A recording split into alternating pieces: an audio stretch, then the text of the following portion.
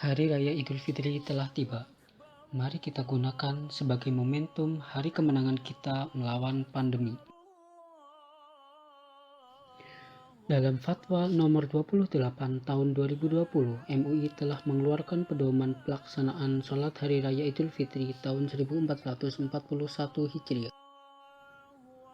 Dalam fatwa tersebut, MUI mengizinkan daerah yang kasus COVID-19-nya turun untuk melaksanakan sholat Idul Fitri di masjid ataupun di lapangan terbuka.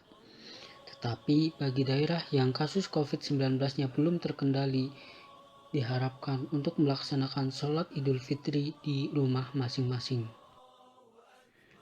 Namun bagi Anda yang sedang sakit, baik itu batuk, bersin, atau baru saja pulang dari daerah zona merah penyebaran COVID-19, maka Anda diharapkan untuk sholat Idul Fitri di rumah saja. Bagi Anda yang akan melaksanakan sholat Idul Fitri di masjid, tetap terapkan social distancing dengan menjaga jarak 2 meter, kemudian terapkan etika bersin dan batuk, kenakan masker, untuk sementara waktu jangan berjabat tangan dan mencuci tangan dengan sabun, dan bagi pengelola masjid, semprotkan disinfektan di seluruh permukaan masjid. Perkenalkan, saya Ugi Nuradiana akan menjelaskan hasil mini skripsi saya yang berjudul Peristiwa Amuk Losari, Sentimen Ras dan Kekalutan Ekonomi di Kabupaten Brebes tahun 1998.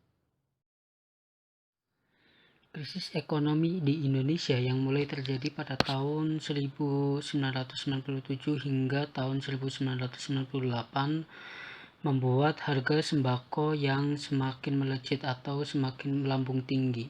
Hal ini tentu membuat masyarakat semakin menderita.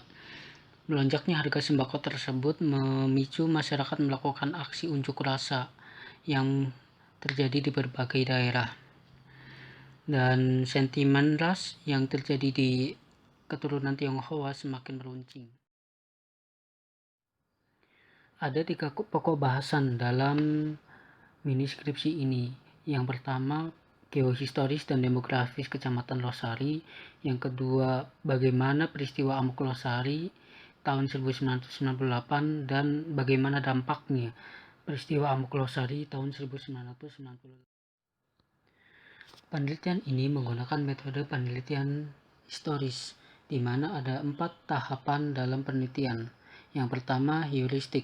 Heuristik adalah tahapan menemukan sumber baik tertulis maupun tidak tertulis.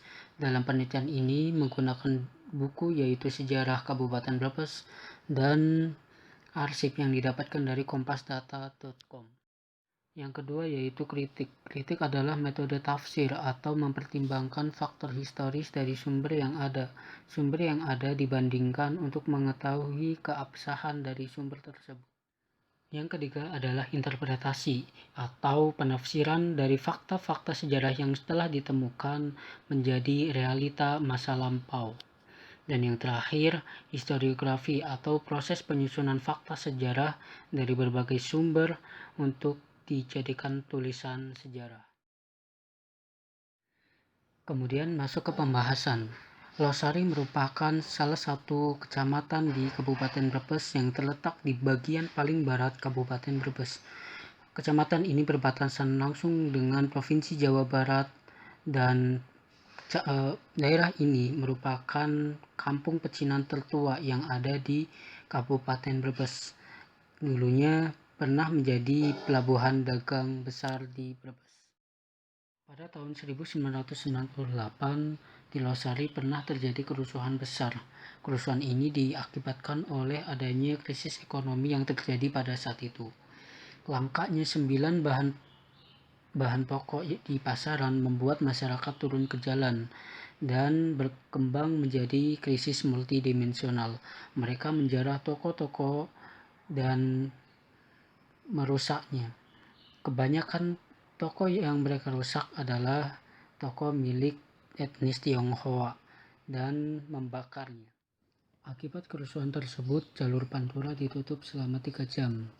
dan aparat keamanan menangkap 30 orang perusuh untuk diserahkan ke kejaksaan. Kesimpulan, Losari merupakan kampung pecinan tertua di Brebes. Etnis Tionghoa berulang kali mendapatkan sentimen negatif dari masyarakat. Amuk Losari adalah puncak dari kemarahan masyarakat Losari akibat lonjakan harga kebutuhan pokok yang tidak terkendali. Pedagang etnis Tionghoa menjadi sasaran amuk massa karena dituduh menimbun dagangan agar tetap tinggi. Akibatnya, kerusuhan ini banyak toko yang dijarah dan dirusak dan mengakibatkan trauma mendalam.